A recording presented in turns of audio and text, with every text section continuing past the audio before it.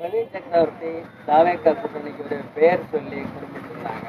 அதுக்கு இந்திய கம்யூனிஸ்ட் கட்சி மாநில செயலாளர் கண்டனம் தெரிவிச்சிருக்காங்க. சமூக நீதி கூட்டணி இல்லை, அதாவது எங்களுடைய கூட்டணியை பொறுத்தவரையில் இன்னைக்கு மத சார்பற்ற கூட்டணி தான்.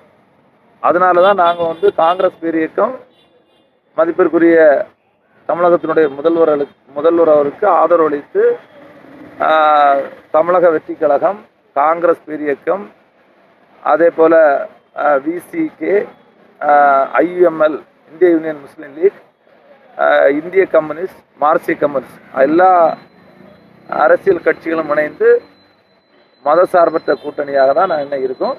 அந்த கூட்டணி ஏற்கனவே நேற்று தான் அந்த கேபினெட் மீட்டிங் நடந்தது. அந்த கேபினெட் மீட்டிங்கில் தமிழ்நாடுடைய அடுத்த இலக்கு, அதாவது அறம் பொருள் இன்பம் சொல்லக்கூடிய தலைப்பில் கிட்டத்தட்ட 436 திட்டங்கள் அந்த இலக்கை வைத்து வரக்கூடிய அந்த 5 ஆண்டு காலம் அந்த திட்டங்களை மக்களுக்கு கொண்டு வருவது, அதை பற்றி ஒரு விரிவாக ஆலோசனை செய்தோம். அந்த அடிப்படையில் இன்றைக்கு இருக்கக்கூடிய மதிப்பிற்குரிய முதல்வர் அவர்கள் தொலைநோக்கு பார்வையோடு வெற்றி தமிழகம் தொலைநோக்கு திட்டம் என்று அறிவித்திருக்காங்க.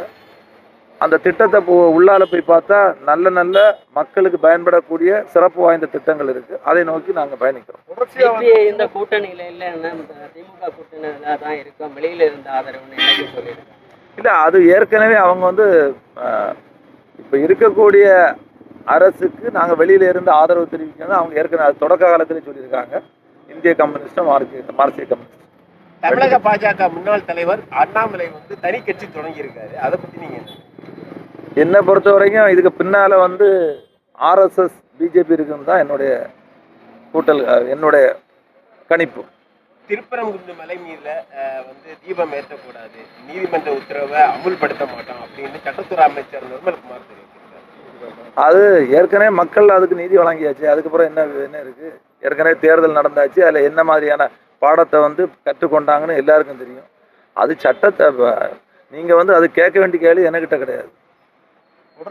திராவிட முன்னேற்ற கழக அரசு அதிமுக தாவேக அரசு குறை சொல்லுவது சட்டம் ஒழுங்கு சரியில்லை, உயிரிழப்புகள், பாலியல் பலாத்காரங்கள் தொடர்ச்சியாக நடைபெற்று இருக்குன்னு ஒரு குற்றச்சாட்டை வச்சுட்டு இருக்காங்க. இது திமுக ஆட்சி காலத்துல பல குற்றச்சாட்டுகள் இருந்தப்போ அதையெல்லாம் மறுத்திருந்தாங்க.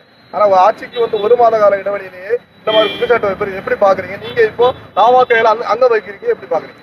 இல்லை, எப்பவுமே ஒரு புதிதாக அரசு பொறுப்பேற்றவுடன் இது மாதிரியான விஷயங்களை தொடர்ச்சியாக சொல்லுவாங்க.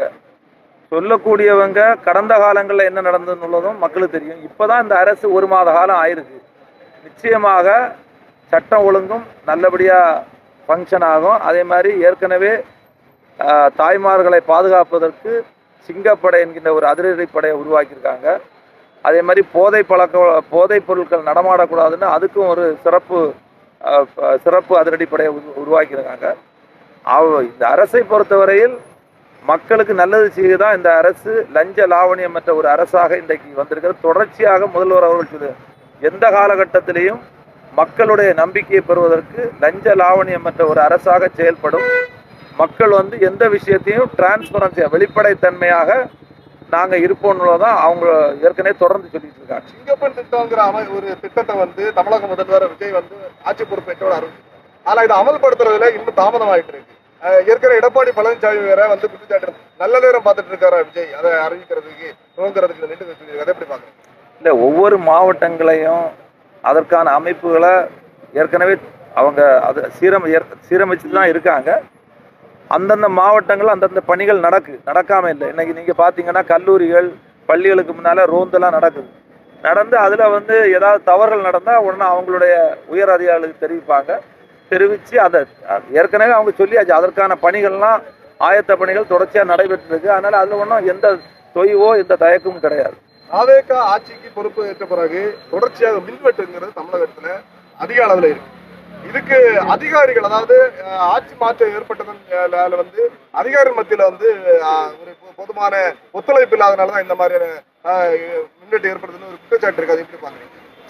இந்த மின்வெட்டு என்பது இப்போ இங்கே கன்னியாகுமரி மாவட்டத்திலலாம் மின்வெட்டு கிடையாது. பத்திரிகைகளில் சில செய்தியை பார்க்குறோம். அதற்கான அந்த மின்வெட்டு வராமல் இருக்கணும், அதுக்கான வேலைகளை தொடர்ச்சியாக செய்துட்டு இருக்காங்க. ஒரு ஆட்சி மாற்றம் வந்திருக்கு. உடனே வந்து சில வேலைகளை செய்ய முடியாது. தொடர்ச்சியாக இப்போ வந்து அதற்கான அதிகாரிகளை அழைத்து எத்தனை மெகாவாட் நம்ம தமிழ்நாட்டில் வந்து இன்னைக்கு அந்த அந்த வெயில் காலங்களில் அதிகமாக மின் தேவை இருக்குது.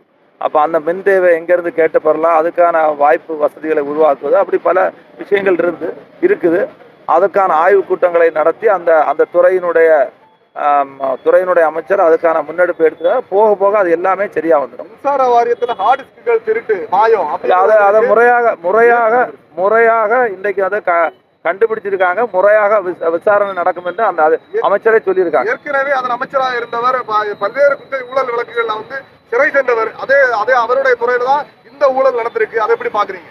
இல்ல, அதுதான் வந்து ஏற்கனவே அதுல அந்த வழக்கை பொறுத்த வரைக்கும்